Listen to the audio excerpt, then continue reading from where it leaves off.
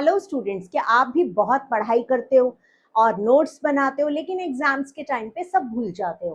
तो हम लेकर के आए हैं एक बेहद आसान और असरकारक प्लेटफॉर्म खूबी.com, जो आपकी सहायता करेगा आपकी लर्निंग में, एग्जाम्स प्रिपरेशन में और नोट्स प्रिपरेशन में। तो बने रहिए हमारे साथ @खूबी.com। हेलो स्टूडेंट्स, कैसे हैं आप सब? सभी का मेरे हिंदी व्याकरण क्लास में बहुत बहुत स्वागत है। तो अब हम बढ़ते हैं अपने नेक्स्ट स्टेप की तरफ, लिंग। इससे पहले हमने पढ़ा था वचन, अब हम पढ़ेंगे लिंग।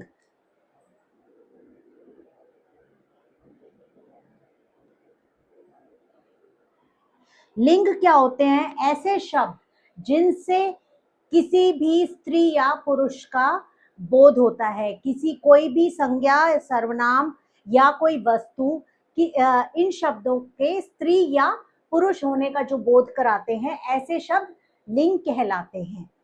ठीक है, अब फॉर एग्जाम्पल हम बात करते हैं, राम खाना खाता है। राम खाना खाता है। राम क्या है यहाँ पर? पुरुष, और यू कैन से मेल। ठीक है, और क्या करता है वो? खाना खाता है। ये क्या है? इससे क्या पता चल रहा है? इससे पता चल रहा है कि राम एक पुरुष है।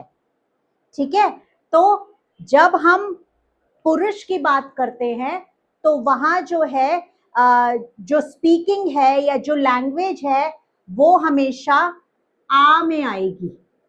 ठीक है, आ। अब यही अगर हम बात करें, रीना खाना खाती है। अब यहां रीना क्या है? रीना रीना फीमेल है, राइट? रीना फीमेल है, और जब फीमेल की बात होती है तो यहां ई या फिर, ठीक है, तो जब स्त्री की बात हो रही है तो उसको बड़ी ई से डिनोट करते हैं। ठीक, पुरुष आ और स्त्री ई। तो जो जब पुरुष की बात होती है उसको बोलते हैं पुल्लिंग, और जो जहां स्त्री की बात होती है उसको कहते हैं स्त्रीलिंग। अब किताब, किताब, कुर्सी, ये सब क्या है? स्त्रीलिंग में आएगी। हम ये तो नहीं कहेंगे ना कि किताब कहाँ रखा है, ऐसा तो नहीं कहेंगे। हम हमेशा यही कहते हैं ना, किताब कहाँ रखी है। अब हम बात करते हैं, यहाँ मैंने लिखा है डॉक्टर, वकील, जज, पुलिस। ऐसे शब्द जो स्त्रीलिंग में भी यूज हो सकते हैं और पुल्लिंग में भी यूज हो सकते हैं। डॉक्टर महिलाएं भी होती हैं और डॉक्टर पुरुष भी होते हैं। डॉक्टर वकील भी, सॉरी, महिलाएं वकील भी हो सकती हैं और पुरुष भी वकील हो सकते हैं।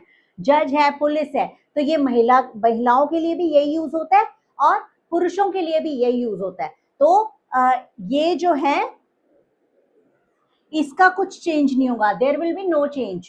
ठीक, अब जैसे लड़का है, लड़का, लड़की, ठीक, वर,